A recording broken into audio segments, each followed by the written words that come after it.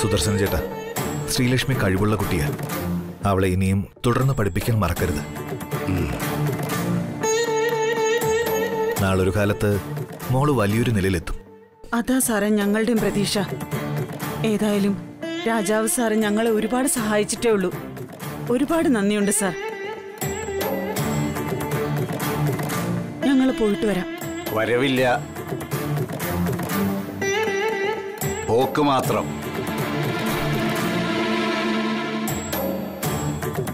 ക്ഷമിക്കണം സാർ, പോവാണ്.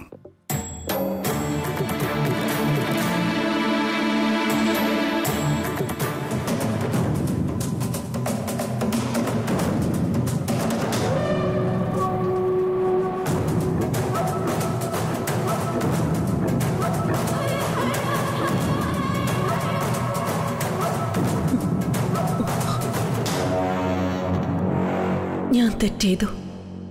അതാ സാർ എന്നോട് ദേഷ്യപ്പെട്ടത്. പക്ഷേ സാറിന് എന്നെ പൂർണ്ണമായും വെറുക്കാൻ പറ്റില്ല. സാറിന്റെ മുമ്പിൽ പോയി ക്ഷമ ചോദിക്കണം ഞാൻ. അല്ലെങ്കിൽ സാർ എന്നിൽ നിന്ന് ഒരുപാട് അകന്നു പോവും. No, I should not let it happen. അങ്ങനെ സംഭവിച്ചുകൂടാ. എനിക്കിവിടെ തന്നെ തുടരണം. തുടർന്നേ പറ്റൂ. വർമ്മൻ ഗ്രൂപ്പ് ഓഫ് കമ്പനീസ് ആണ് എൻ്റെ ലോകം. അതുമാത്രം.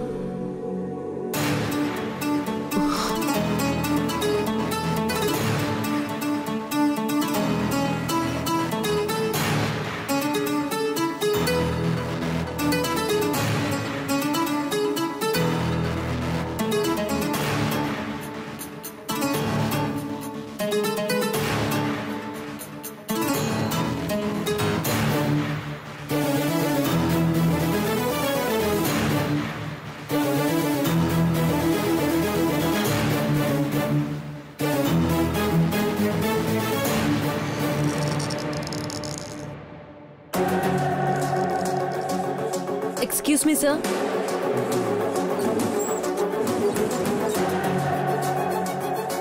May I come in? No. Sir. I said no. You are not welcome here.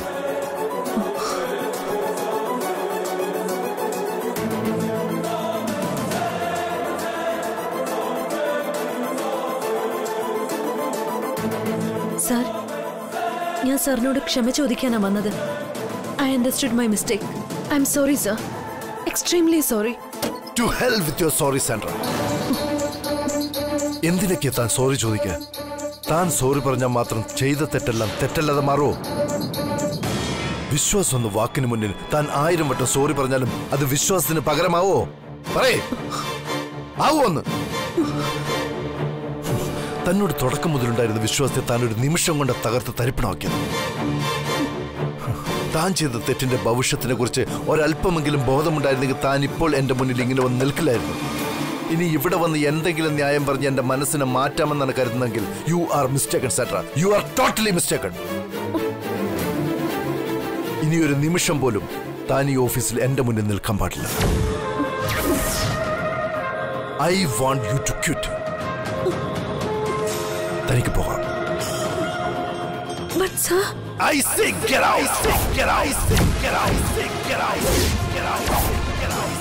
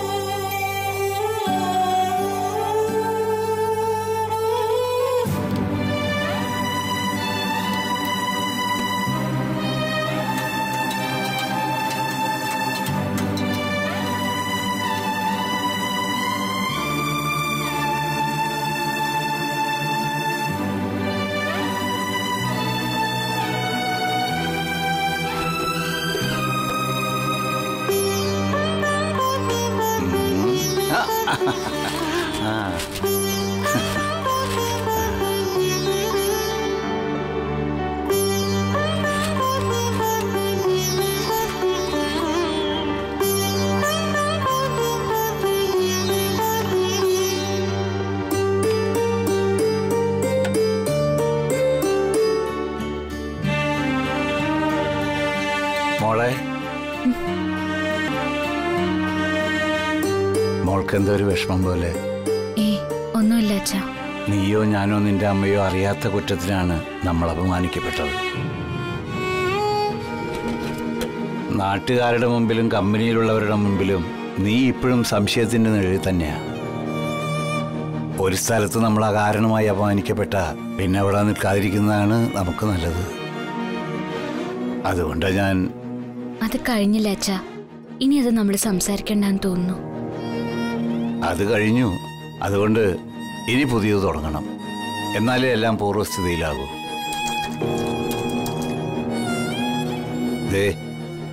ഇതൊരു ജോലിയുടെ ഇന്റർവ്യൂ പരസ്യ. ശമ്പളം എത്രയാണെന്ന് നോക്കണമെന്നില്ല. ഉടനൊരു ജോലി, അതാണ് അത്യാവശ്യം. ഇത് മോൾക്ക് അപേക്ഷിക്കാൻ പറ്റിയതാണെന്ന് നോക്ക്. വർമ്മൻ ഗ്രൂപ്പിനോളം വരില്ലെങ്കിലും ഇതൊരു പേരെടുത്ത കമ്പനി തന്നെയാ. ചിലപ്പോ എല്ലാം ശരിയാവും. എന്തിനാ അവളെ വീണ്ടും ഇത്ര ധൃതിയിൽ ജോലിക്ക് പറഞ്ഞു വിടുന്നേ? അവള് കുറച്ചു ദിവസം വീട്ടിൽ നിൽക്കട്ടെ. അത് വേണ്ടമ്മേ. എത്രയും പെട്ടെന്ന് വീണ്ടും ഒരു ജോലിക്ക് കയറിയേ പറ്റൂ. നീണ്ടുപോയ പിന്നെ ബുദ്ധിമുട്ടാവും. പ്രത്യേകിച്ചും ഈ സന്ദർഭം വളരെ ക്രിട്ടിക്കലാണ്. നമ്മളാരും പ്രതീക്ഷിക്കാതെയാ പലത് സംഭവിച്ചിരിക്കുന്നത്. അതേന്നേ, എന്തൊരു കഷ്ടമാന്ന് നോക്ക്. ഉള്ള നല്ല ജോലിയും കളഞ്ഞിട്ട് പുതിയ ജോലി കണ്ടുപിടിക്കേണ്ട വല്ല കാര്യം ഉണ്ടായിരുന്നോ? വകതിരിവില്ലാതെ ഓരോന്ന് എടുത്തു ചാടി തീരുമാനിക്കുമ്പോ ഓർക്കണമായിരുന്നു ഇങ്ങനെ വിഷമിക്കേണ്ടി വരുമെന്ന്. ഓ, അത് ശരി. ഇപ്പൊ ഞാനായി കുറ്റക്കാരൻ. എടി സരോജം, ഒരു ജോലി പോയെന്ന് വെച്ചിട്ട് വിഷമിക്കേണ്ട കാര്യമൊന്നുമില്ലേ വീട്ടില്? മോള് ജോലിക്ക് പോകുന്നതിന് മുമ്പ് നമ്മൾ എത്ര സമാധാനത്തോടെ കഴിഞ്ഞത് നീ ഒന്ന് ആലോചിച്ച് നോക്ക്. അന്ന് പൈസക്ക് ഇത്തിരി ബുദ്ധിമുട്ടുണ്ടായിരുന്നല്ലാതെ വേറെ കുഴപ്പങ്ങളൊന്നും ഉണ്ടായിരുന്നില്ല. മോള് ജോലിക്ക് പോയതിന് ശേഷം ഓരോ പ്രശ്നങ്ങൾ വന്നു തുടങ്ങിയത്. ഇപ്പൊ ജോലി നിർത്തിയപ്പോ പ്രശ്നങ്ങളും അവസാനിച്ചു. നമ്മളിപ്പോ സന്തോഷിക്കാണ് വേണ്ടതെന്ന് ഞാൻ പറയും. പക്ഷെ അച്ഛാ, ഞാനിങ്ങനെ പെട്ടെന്ന് ജോലി മതിയാക്കുമ്പോ രവിവർമ്മൻ സാർ എന്ത് വിചാരിക്കുന്ന എനിക്കൊരു വിഷമമുള്ളത്. എന്ത് വിചാരിക്കാൻ? അല്ലെങ്കിൽ എത്ര ദിവസം വിചാരിക്കും? കൂടി വന്ന 1-2 ദിവസം. അത് കഴിഞ്ഞാൽ എല്ലാവരും മറക്കും. അത്രേ ഉള്ളൂ. അവർക്ക് 100 കാര്യങ്ങളില്ലേ? അല്ല പിന്നെ. എന്റെ മോൾ ഇനി മുതല് Ravivarman sir, office, Sandra madam, മോളെല്ലാം മനസ്സിൽ നിന്ന് എടുത്ത് കളയണം. നിന്റെ കഴിവിനും യോഗ്യതയ്ക്കും അനുസരിച്ച് വേറൊരു ഉഗ്രൻ ജോലി കിട്ടുമെന്നുള്ളത് ഉറപ്പാ. നീ വിഷമിക്കേണ്ടി വരില്ല ഒരിക്കലും. ആ സരോജ, നീ എന്തെങ്കിലും കഴിക്കാൻ എടുത്തു വെക്ക്. ഞാനൊന്ന് മേലെ കഴുകിയിട്ട് വരട്ടെ.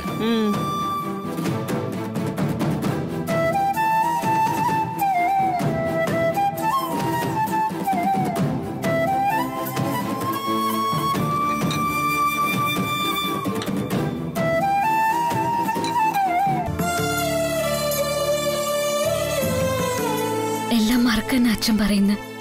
എന്നുവെച്ചാ ഞാൻ രവിവർമ്മൻ സാറിനെ മറക്കണമെന്ന്. എനിക്കതിന് കഴിയോ? എനിക്ക് ഇല്ല. ഇപ്പൊ തന്നെ സാറിനെ വിളിക്കാനും സംസാരിക്കാനും എന്റെ മനസ്സ് കിടന്ന് പിടയ്ക്കും.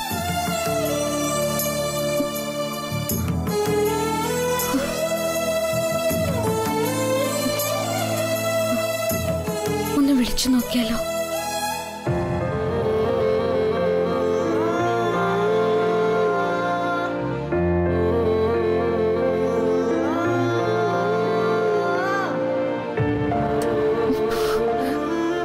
രവി സാറിനോട് സംസാരിച്ച അത് അച്ഛനെ ചതിക്കുന്നതിന് തുല്യവും.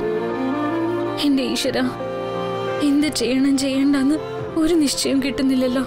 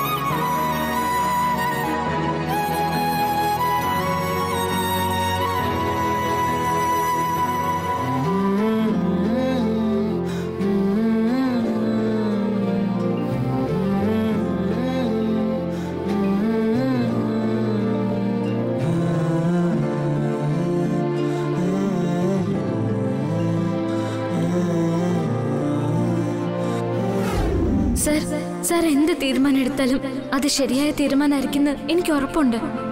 ഞാനത് സമ്മതിച്ചിരിക്കും, തീർച്ചയാ.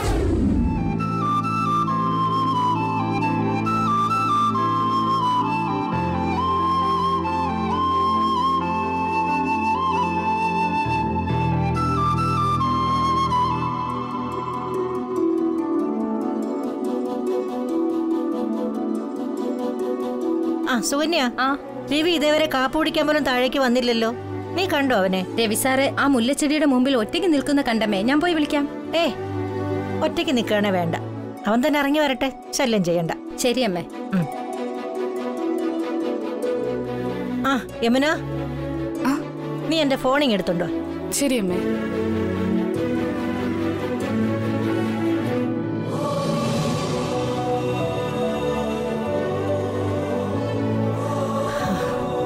രവിക്കിതെന്താ പറ്റുന്നത്? വല്ലാത്തൊരു വിഷാദമാണ് എപ്പോഴും. എവിടെയോ എന്തോ നഷ്ടപ്പെട്ടു പോയ ഭാവം. ചോദിച്ചാ വിട്ടൊന്നും പറയുകയില്ല. ഇനിയിപ്പോ കാര്യം അറിയാൻ ഒരു വഴിയേ ഉള്ളൂ. അമ്മേ, ഫോൺ.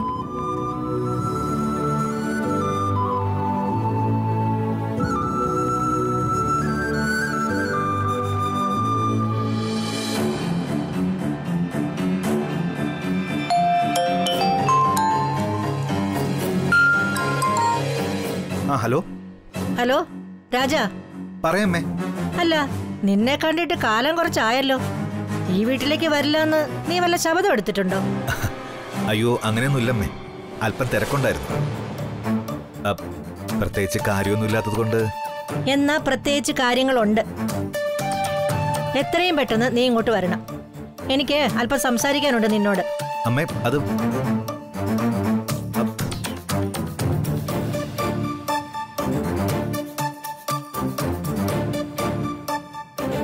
വച്ചല്ലോ. അമ്മ ഫോൺ വിളിച്ചെങ്കിൽ എന്തോ കാര്യമുണ്ട്. ഇനിയിപ്പോ രവിക്കെല്ലാം പറ്റിക്കാണോ? എന്തു പറ്റ? അവന് പ്രേമപ്പനിയല്ലേ, പ്രേമപ്പനി. വൃത്തികെട്ടവൻ.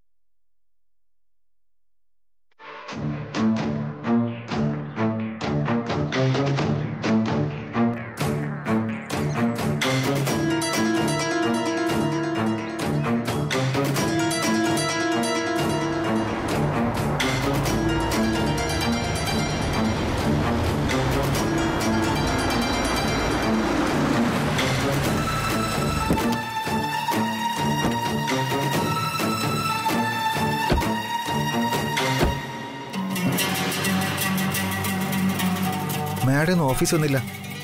എന്താ അത്യാവശ്യം പാർക്കിൽ ഒന്ന് കാണണമെന്ന് പറഞ്ഞത്? കൊള്ളാം, അതെനിക്ക് ഇഷ്ടപ്പെട്ടു.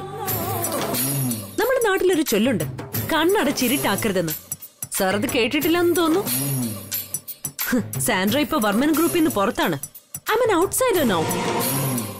അതുകൊണ്ട് ഔട്ട്ഡോറിൽ വന്നതെന്ന് സംസാരിക്കാമെന്ന് വെച്ചു. മനസ്സിലായി. പഴഞ്ചൊല്ലും സന്ദർഭോചിതം തന്നെ. പക്ഷെ ഇവിടുത്തെ പ്രശ്നം എന്താണെന്ന് വെച്ചാൽ, ലക്ഷ്യത്തിലെത്താൻ മാഡം കണ്ടുപിടിച്ച മാർഗം സന്ദർഭോചിതമായില്ല എന്നുള്ളതാണ്. സമ്മതിക്കുന്നു രാജാറാം സർ. പക്ഷെ എന്തിനു ഞാനത് ചെയ്തു? അതെന്താ ആരും മനസ്സിലാക്കാത്തത്? അതെന്താ ആരും അറിയണമെന്ന് ആഗ്രഹിക്കാത്തത്? എന്ത് ന്യായീകരണം പറഞ്ഞാലും ഒരു കുടുംബത്തിന് അല്ലെങ്കിൽ ഒരു പെൺകുട്ടിയെ സമൂഹത്തിൽ ഒറ്റപ്പെടുത്തുന്ന ഒരു സംഭവമാണ് മാഡം ക്രിയേറ്റ് ചെയ്തത്. ആ കുട്ടിക്ക് സ്വന്തം കരിയർ തന്നെ ഇതുപോലെ നഷ്ടപ്പെടുമായിരുന്നു. Who cares? അങ്ങനെ സാൻഡ്രയ്ക്ക് നഷ്ടപ്പെട്ടതൊന്നും ആ ശ്രീലക്ഷ്മിക്ക് കിട്ടാൻ ഞാൻ സമ്മതിക്കില്ല രാജാറാം സർ. അവളെ പോലെ ഒരു രാത്രി ഇരുട്ടി വെളുത്തപ്പോ സഹതാപം പിടിച്ചുപറ്റി ഓഫീസിലും നമ്മുടെ സാറിന്റെ മനസ്സിലും കയറിക്കൂടിയവളല്ല ഞാൻ. വർമ്മൻ ഗ്രൂപ്പ് ഓഫ് കമ്പനീസിൽ സാൻഡ്രയുടെ വാല്യൂ സാർ അണ്ടർ എസ്റ്റിമേറ്റ് ചെയ്യരുത്. സോറി. ഇവിടെ ഇപ്പോൾ ഒരു എടുത്തുചാട്ടത്തിനിടയിൽ സംഭവിക്കാവുന്ന കോൺസിക്വൻസുകളെ അണ്ടർ എസ്റ്റിമേറ്റ് ചെയ്തത് സാന്ദ്ര മാഡം ആണെന്ന് ഞാൻ പറയും. മനസ്സിലായില്ലെങ്കിൽ പറഞ്ഞുതരാം. ഈ പ്രശ്നങ്ങളൊക്കെ പറഞ്ഞ് സുദർശനൻ ഫാമിലിയോ രവിചന്ദ്രവർമ്മൻ സാറോ ആരെങ്കിലും യാഥാർത്ഥ്യം അറിയാൻ ഒരു കേസ് ഫയൽ ചെയ്തിരുന്നെങ്കിൽ മാഡത്തിന്റെ അവസ്ഥ എന്താവുമായിരുന്നു? അതിനെക്കുറിച്ച് ആലോചിച്ചു മാഡം. 100 കോടിയോളം രൂപയുടെ ടെൻഡറാ കമ്പനിക്ക് നഷ്ടമായിരിക്കുന്നത്. രവിവർമ്മൻ സാർ ഇത്രയല്ലേ പറഞ്ഞോളൂ. ആ സ്ഥാനത്ത് വേറെ ആരെങ്കിലും ആയിരുന്നെങ്കിൽ മാഡം ഇപ്പൊ ലോക്കപ്പിനുള്ളിലാവുമായിരുന്നു. അപ്പൊ നിലവിൽ ശ്രീലക്ഷ്മിയേക്കാൾ ഭാഗ്യമുള്ളത് മാഡത്തിനാണെന്നേ ഞാൻ പറയൂ. അതുകൊണ്ട് ഇതൊക്കെ മനസ്സിൽ നിന്ന് കളഞ്ഞിട്ട് മാഡം ഓഫീസിലേക്ക് വരാൻ നോക്ക്.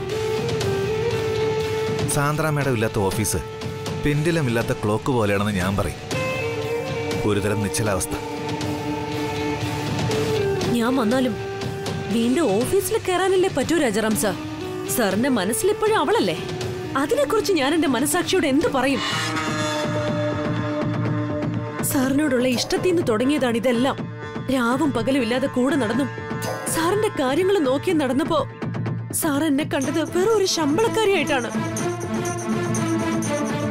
ഞാൻ ശ്രീലക്ഷ്മി പോലൊരു പെണ്ണാണെന്നും അതേപോലൊരു മനസ്സ് എനിക്കും ഉണ്ടെന്നും രവിവർമ്മൻ സാറിന് ഉൾപ്പെടെ ആർക്കും മനസ്സിലാവുന്നില്ല എന്നതാ എന്റെ സങ്കടം.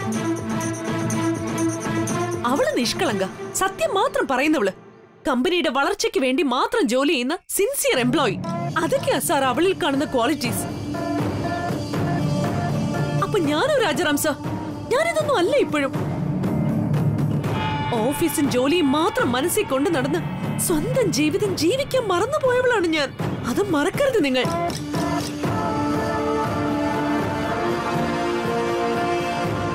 ഈ ലോകത്തിൽ ഒരാൾക്ക് പറ്റുന്ന ഏറ്റവും വലിയ മണ്ടത്തരം എന്താണെന്നറിയോ രാജാറാം സാറിന്?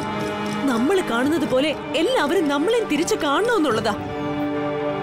അതിലും വലിയ സങ്കടം എന്താന്ന് വെച്ചാ അങ്ങനെ നമ്മളെ കണ്ടില്ലെങ്കിലും മറ്റൊരാളോട് അവരങ്ങനെ കാണിക്കുന്നത്. ഞാൻ സാറിനോടൊപ്പം ചെലവഴിക്കാൻ ആഗ്രഹിച്ചതൊക്കെയാ ആ ശ്രീലക്ഷ്മി അനുഭവിച്ചുകൊണ്ടിരിക്കുന്നത്. ഇതൊന്നും എനിക്കെന്നല്ല, ലോകത്തൊരു പെണ്ണ് സഹിക്കില്ല Rajaram sir. I'm sorry.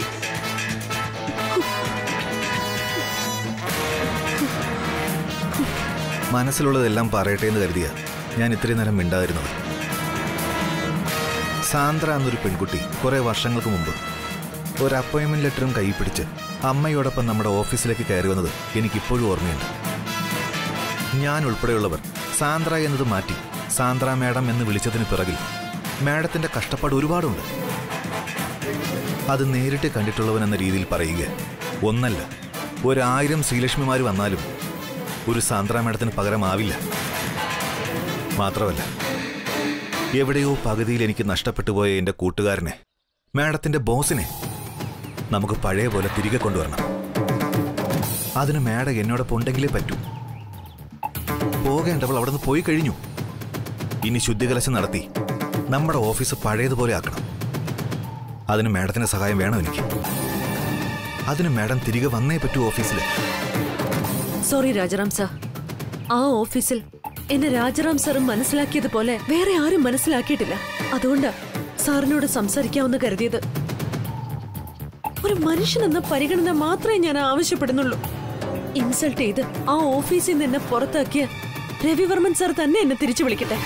എന്നിട്ടേ വരൂ സാന്ദ്ര ഇനി ആ ഓഫീസിലേക്ക്. സാന്ദ്ര മാഡം, ഞാൻ പറയുന്നത് സർ പ്ലീസ്, രവിവർമ്മൻ സാറിന്റെ ഒരു ഫോൺ കോളിനിപ്പുറം ഇന്ന് സാൻഡ്ര ഉണ്ടാവും കൂടെ.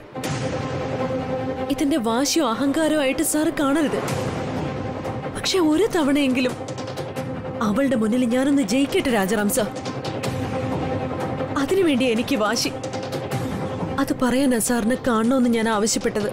ഇനി കൂടുതലൊന്നും പറയാനില്ല. ഞാൻ പോകുന്നു. Thank you Rajaram sir. Thank you and good bye.